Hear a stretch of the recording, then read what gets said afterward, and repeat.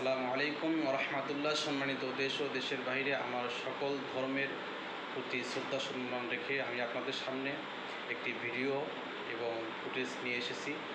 একটু আগে আমি আমার পেজ থেকে এবং আইডি থেকে পোস্ট করেছিলাম মাওলানা এনামুল হাসান ফারুকি।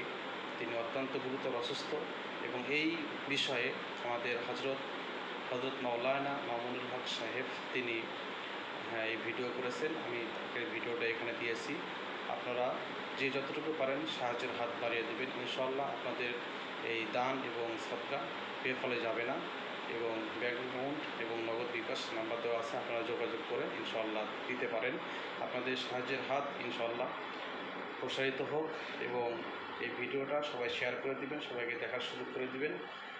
আমার সাথে হুজুরের বয়ানটা এবং বক্তব্যটা অ্যাড করে দিলাম ইনশাআল্লাহ। সকলকে ধন্যবাদ। আসসালামু আলাইকুম ওয়া রাহমাতুল্লাহ। এনামুল হাসান ফারুকি বর্তমানে দুরারোগ্য ব্যাধি ক্যান্সারে আক্রান্ত রয়েছে।